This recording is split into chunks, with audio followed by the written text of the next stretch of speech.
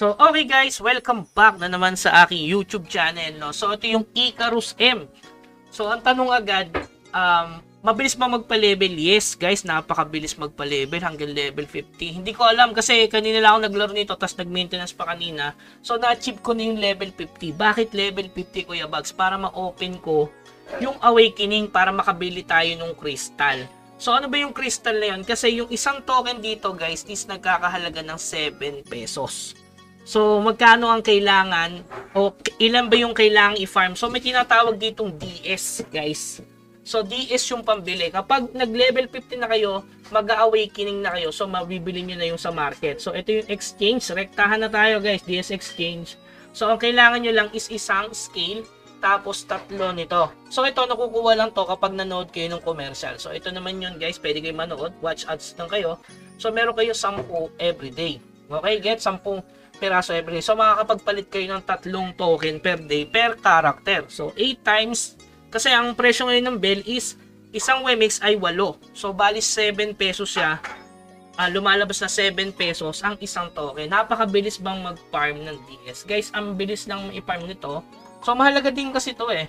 Itong tinatawag ng DS. Hindi ko alam kung Darksteel. Basta pinangalanan nilang DS kasi Wimid nga eh. Kapartner nila yung Wimid dito, pero B-Fan yung may-ari. So, anong gagawin natin, guys? So, bibili na tayo sa market. So, napakadali lang, guys, kapag level 50 na kayo para ma-awaken or mabuksan na yung shop. Kasi kapag hindi pa kayo level 50, hindi kayo makakabili. So, napakabilis lang magpa-level. Isang araw, siguro 60 kayo dyan eh. Pero sa akin, kanyang umaga lang ako naglaro. So, naabot ko na yung achieve na pwede na magpalit. Yan. Guys, so, yan, nakita nyo yung presyo. 120, 110, 120, so pwede akong bumili ng 3. So, ibig sabihin, meron na akong 21 pesos. Ipapalit ko na agad sa token kasi alam niyo naman, bumababa token. So, yan, may daily limit, guys, oh. So, bilhin na natin. Ayan. So, next natin gawin, i-exchange na agad natin kung pwede na. Ayan, guys, oh. May 3 ko, pwede na natin siyang i-exchange. Okay? So, may limit na 10 daily. So, exchange na natin, guys. So, ayan, kailangan lang natin, guys, i-link yung ating account. So, hindi pa nakalink, nakabili na tayo ng token. So, exchange natin sa Vel. So, isang Vel is 7 pesos, guys. Napakabilis, no? So, ibig sabihin, kaya kung bumili ng 3 per day. So, 21 pesos yun. Kung ilan account nyo, pwede na rin. Not bad. Kasi, halimbawa, kung 5 account kayo, napakabilis na magpa-level 50, guys. Wala pang isang araw. So, ito na yung pagkakataon para naman may change. So, yan, i-link na natin, guys. So, automatic, syempre, kapag nakaano kayo, kailangan mag-login kayo. Yun. Ayun, nakakonect na yung aking account.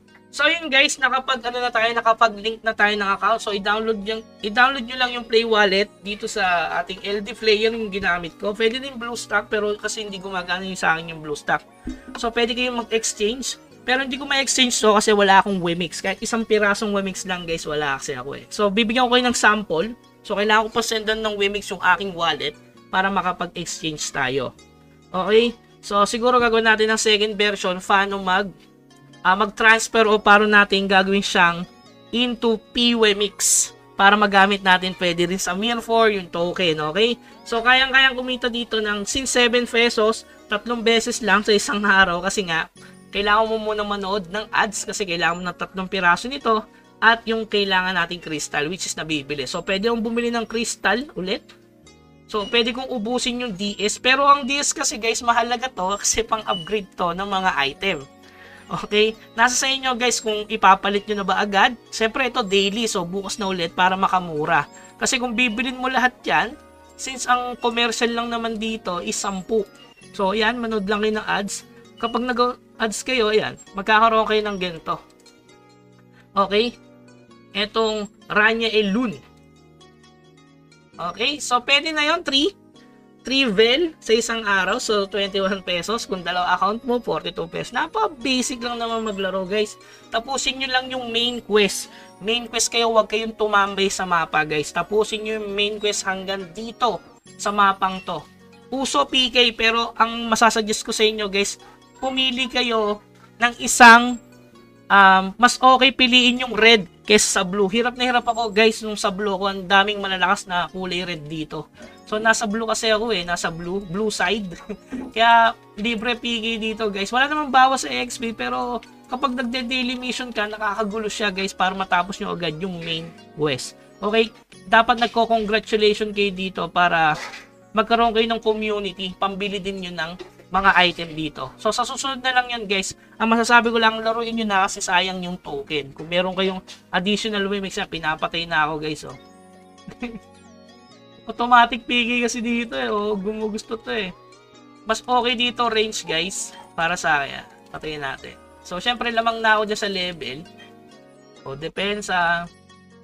May combo din yan guys. So aralin nyo yung skill. Para sa akin guys, i-refine nyo agad. Huwag kayong manghinayang sa DS. So talagang pang-upgrade yan, parang sa Mirror, di ba? Kailangan siyang i-upgrade. Okay, pwede rin kayo mag-AFK dito. Napakadaling yung laruin. Warrior tayo guys. Yung mga combo-combo. Okay, napaparm din kasi yung DS sa monster. O, diba? Napaka-basic lang. Ang problema lang kasi natin guys, yung eto, unlimited din sana, no? So, ibig sabihin, makaka 70 pesos ka kasi nga, 10 yung pwede nyo ipalit. So, napaka-basic, napakadaling magpa-level. Kayang-kaya nyo magpa-level 50. Unang gagawin nyo, pa-level 50, sa side kayo ng red kasi mas maraming malalakas sa side ng red para iwas PK. Pangatlo, yun nga, napakadali manood kayo ng ads araw-araw. So, yun lamang guys, hanggang sa muli, paalam.